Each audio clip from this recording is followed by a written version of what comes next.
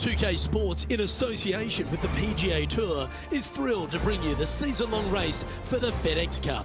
Today, we crown a champion of one of the most historic tournaments in all of golf. It's time for the final round of the RBC Canadian Open. Hello and welcome. It's great to have your company here on 2K Sports. I'm Luke Elvey. Alongside me is Rich Bean. And out on the course, Henny Koyak and John McCarthy. Let's get out to the action. And Rich, before we get into all the action for this Canadian Open, just a few words on the wonderful St. George's Country Club.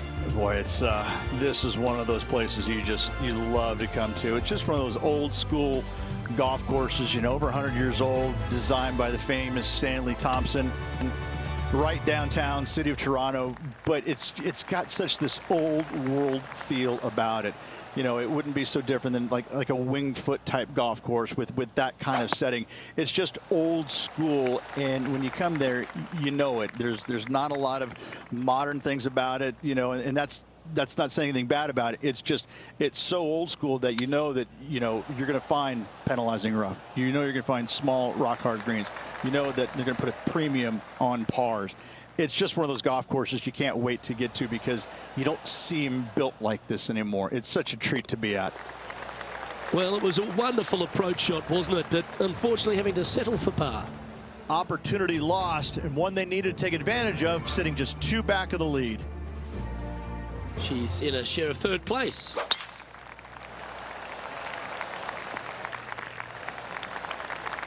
Second shot on the second. Going with the 8-iron here. That is a touch of class. What an opportunity to make a birdie. And that will take her to 1 under for the event. And after that good play, moving up the leaderboard. Stepping onto the par 3 third.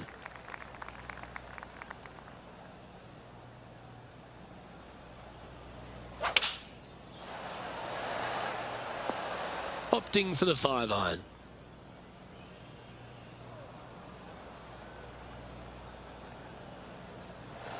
This would be a great up and down from this spot.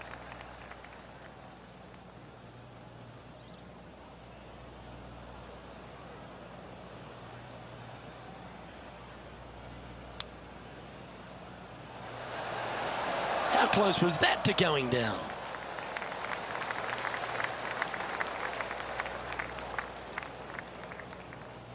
A par putt awaits her. Ooh. Just a 4-footer remaining. This will be a good bogey. Unfortunately, she dropped a bit there in the standings. The first of the par 5s is the 4th hole, Rich. Yes, this hole used to be a par 4, but was extended back in 1968 for the Canadian Open. It's a nice opportunity here to get a stroke back after the opening 3 holes, but watch out. This fairway gets tough to find with the slope that moves it from right to left. Landing area gets very narrow.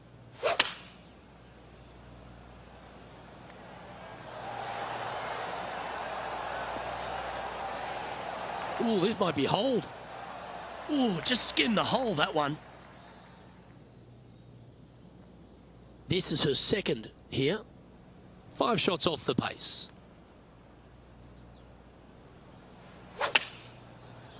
Needs this one to kick right.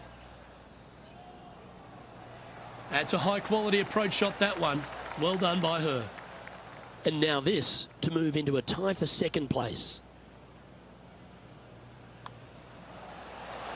You know, it's not if you make bogeys, it's how you respond. Well done. And that will take her to 1 under. The 5th hole at St. George's is a par 4, Rich. It is. It plays downhill into a valley that kind of moves away from the tee box, so you should see players hit it down there with some distance, leaving a short second shot. This looks very handy.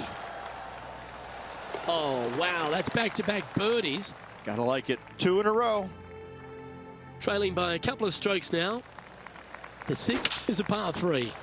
This hole can play anywhere from 170 to 200 plus there, Luke. Don't miss it right or left, though. Those bunkers are nasty. Well, at least it's on the green. That's the positive. Now let's switch our focus to Collin Morikawa. Okay, he's behind in this rivalry. Let's see what he can produce.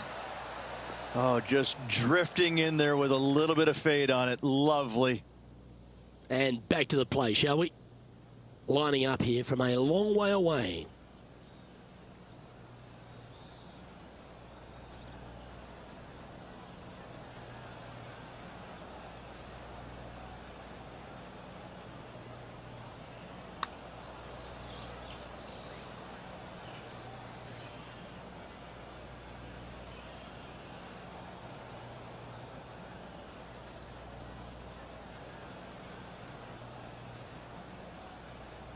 This must be frustrating. Time to get back on that green.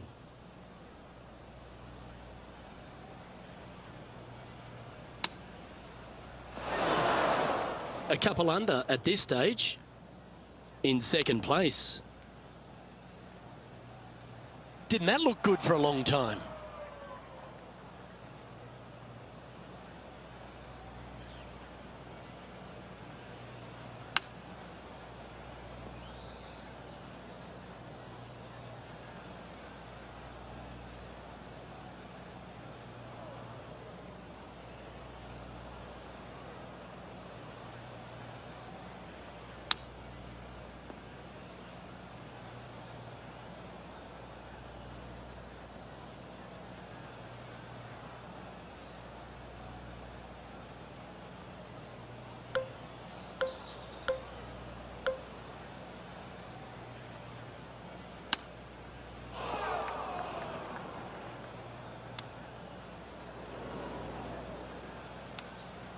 And unfortunately, the shot limit has been reached on this hole, and this player is going to move on to the next. Now the mercy rule has been put into play here. Too many shots on this hole. Head to the next. And that's a nice strike. This one should find the fairway. Now over to Collin Morikawa. He's sitting there just in third place. Let's take a look at Collin Morikawa. Currently 4 shots off the pace. In this wind, what that says to me is he struck that good. Rich, it's cool to see Collin Morikawa back right near the peak of his game, isn't he? He came out in such an explosive manner, put a couple of majors in his cabinet, and then has just found that game again. He's found that groove. Yeah, he's robotic light, but that's not the way it is. He's tenacious. You know, he's one of these players that he's out there grinding it day after day, week after week, and enjoys the grind. And it pays off, obviously, because he's a multiple winner, multiple major championship winner. He loves the grind. He loves being out here. He loves the competition, and it shows. And you know, when you're playing alongside him or going up against him trying to win, you're going to have that tenacity. Not going to be a whole lot of chatter, and that's how he likes it. He's cool, calm, and collected, isn't he? He is. That's exactly right. Cool, calm, and collected. Penny, take us through the break on this putt. This putt back up the hill, moving to the right.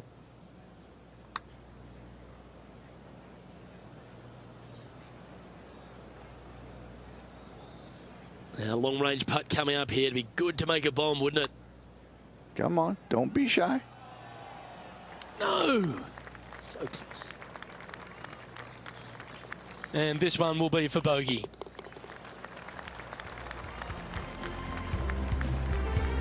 Our leader is enjoying a 3-stroke advantage. We've reached the 9th hole. Time to tee off. Looks like this one's heading safely for the fairway.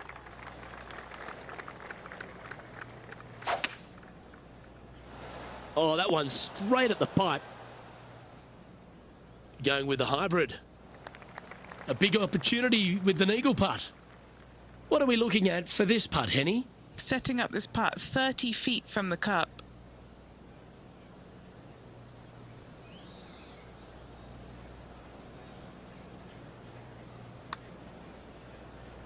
Starting it way outside the hole. Good putt there. That'll work. Big breaking putt right there. She didn't quite get the break spot on, but just short work left for her birdie. As we make the turn, it's always good to reflect on what we've seen out there so far. Rich? Yeah, they're behind their rival right now through 9 holes, but there's lots of time, lots of opportunities on this back 9 to make up. It'll be interesting to see how it all ends up. And this putt is for birdie 3 on the scorecard. Looking good. Oh, you rotten thing. And back to the course with the live action. And here we are with the 3rd shot. Oh, I thought that one was going in. This is a lengthy putt here. An all-important putt for par. Starting this one way out to the right. Right on 4 feet. Should make this one. Sitting at 6 over for the event. And moving down the leaderboard as well. The first of the back 9 par 5s is the 11th. And this hole we could call what, serpentine maybe, Luke? Yeah, that's what we're going to go with. However, don't get bit and leave it short right in that bunker off the tee, because you will be rattled. This one just outside 7 feet to the hole. Who doesn't love an eagle putt? Oh. Just a short putt remaining here. Mark it down. That's birdie number 5.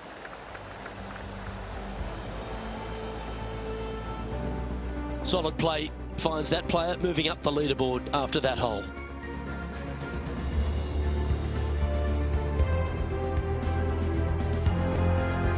Lovely momentum for this player after that birdie at the last hole. Keep it rolling.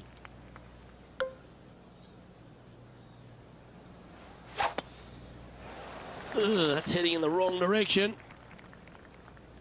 That one's just found its way onto the first step. Now let's switch our focus to Collin Morikawa. He's currently ahead in this rivalry. Let's see what happens. A wonderful shot and a birdie opportunity coming up at the 12th. Luke, nothing gets past you. Yes, this kid is a stud. Well, he made an explosive start to his professional career, put a couple of majors already in the kit bag. He's clean cut, he's fresh, he flushes his irons. There's a lot to like about Collin Morikawa, isn't there? There is. I mean, straight out of college, winning early before he even had his PGA Tour card.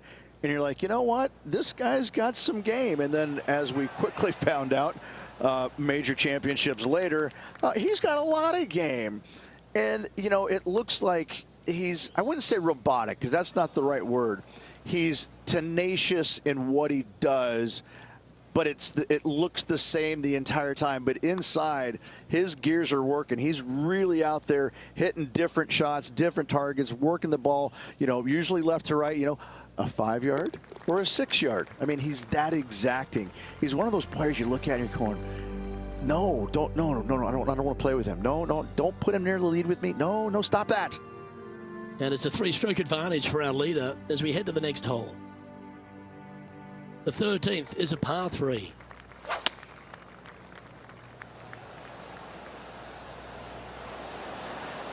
We need this one to bounce right.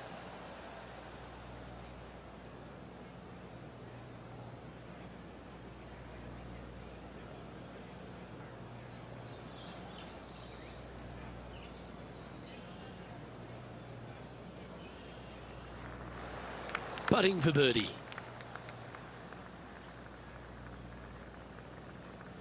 Henny, you've had the chance to have a look over this one?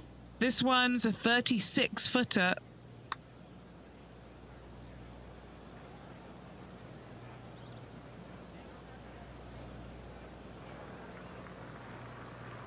Putting for par. All right, John, you've been reading them well all day.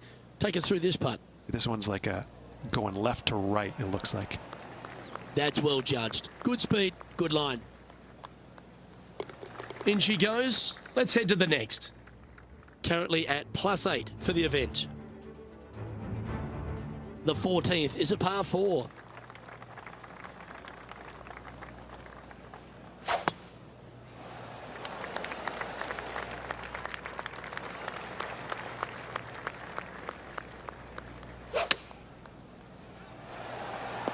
No harm, no foul there with that shot.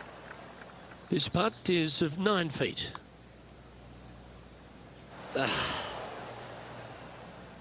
A par putt on the table.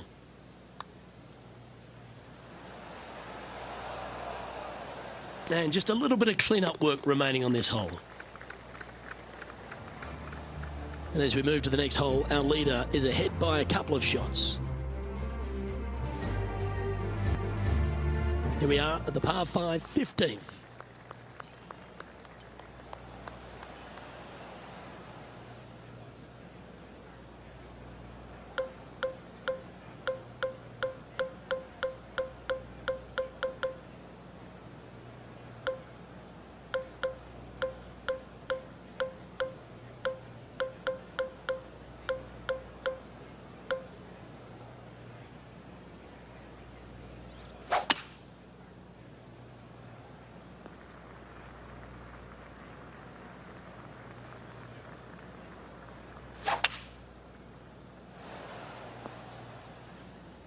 Oh, well done.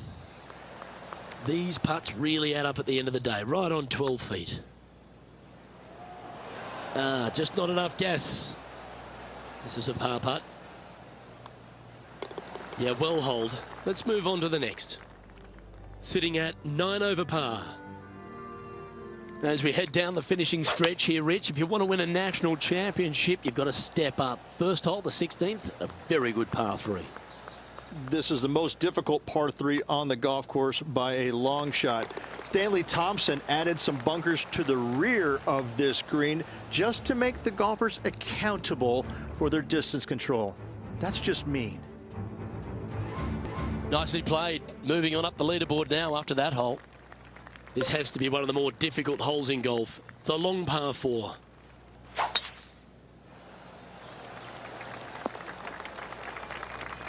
She played that nicely. What's she facing with this shot, Henny? Yeah, she's looking at a little over 140 yards. Now over to Collin Morikawa. He's feeling good, just birdied the last hole. And from the bunker here, looking for an up and down. Okay, let's get back to it, shall we? Oh, these are big momentum putts. Let's make this one from 9 feet. This for a birdie run. And that should secure the par on this one. That was a sensational approach, Rich, but you've got to feel like an opportunity was lost. And it's a one-stroke par for our leader over the field.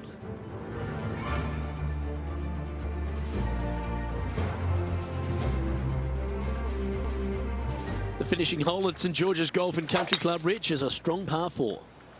It certainly is that. It was originally a par 5 as well. It's converted to a long par 4 to make it a little bit more challenging for the Canadian Open. Plays uphill all the way to a steep green.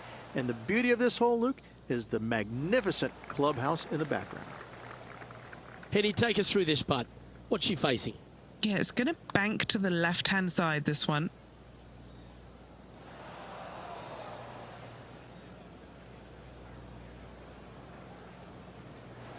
That putt went a bit long there. Time now for the 4th shot. Very crafty, that shot. Great touch. Signing off her round with a bogey.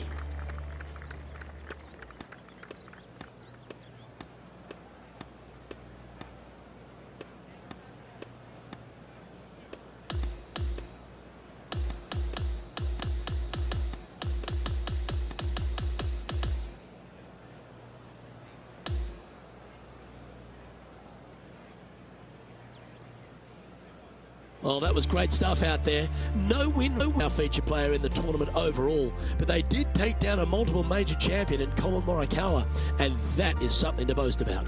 Luke, it was an incredibly bold call from this player to challenge Collin Morikawa and beat him. They'll be buzzing with excitement and that much more determined to excel in their next event for sure. Well, another great day of action here at 2K Sports. On behalf of Rich Beam, the entire hard-working folks and team here, I'm Luke Elvey. We look forward to your company next time.